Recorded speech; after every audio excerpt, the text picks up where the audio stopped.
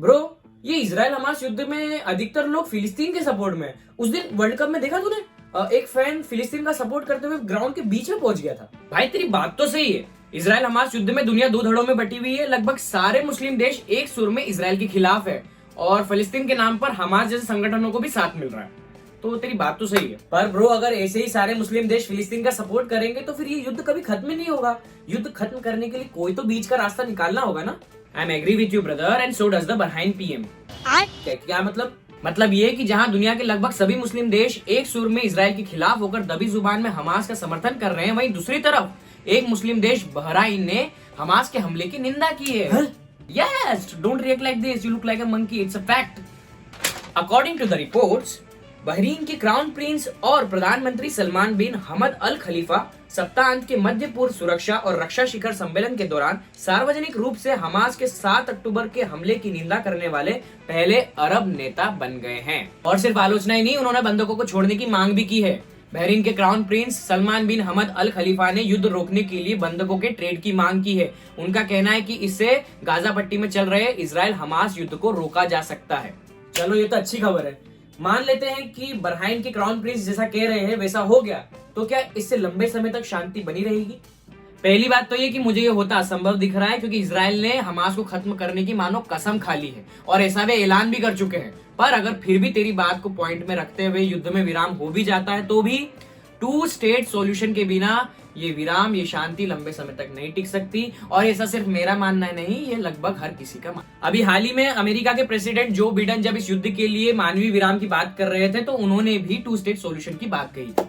इसी तरह बहरीन के प्रिंस सलमान बिन हमद अल खलीफा ने भी कहा है कि 2 स्टेट समाधान के बिना सुरक्षा संभव नहीं होगी। इसके साथ उन्होंने कहा है कि यह अमेरिका के लिए भी अनिवार्य है। उन्होंने कहा यह सीधे तौर पर बात करने का समय है। उन्होंने हमास से गाजा में बंधक बनाई गई इजरायली महिलाओं और बच्चों को रिहा करने का आग्रह किया है और बदले में इजराइल को अपनी जेलों से भी फिलिस्तीनी महिलाओं और बच्चों को छोड़ने को कहा है। और तो और प्रिंस ने इजरायली जेलों में बंद महिलाओं और बच्चों को गैर लड़ाकू बताया है। ये उनकी तरफ से अच्छा स्टेप है। ब्रो, ये इस रक्षा शिखर सम्मेलन में कौन कौन शामिल था जहां पर ये बहरीन के क्राउन प्रिंस ने सब बयान दिए? अच्छा, ये सब भी जानना है तुझे डिटेल में? आई नो तुझे इतनी सब डिटेल्स नहीं पता होगी। इतनी रिसर्च कौन करता है यार। शुक्रवार 17 नवंबर को international institute for strategic studies के वार्षिक मनामा डायलॉग शिखर सुरक्षा सम्मेलन में एक मुख्य भाषण के दौरान मनामा डायलॉग में उपस्थित लोगों को संबोधित करते वक्त, जिसमें पूरे मध्य पूर्व, संयुक्त राज्य अमेरिका और यूरोप के राजनयिक और सुरक्षा अधिकारी शामिल थे, बहरीन के क्राउन प्रिंस ने कहा है कि मैं नागरिकों और निर्दोषों के पक्ष में हूं, ना कि राजनीतिक दिखावे के पक्ष में।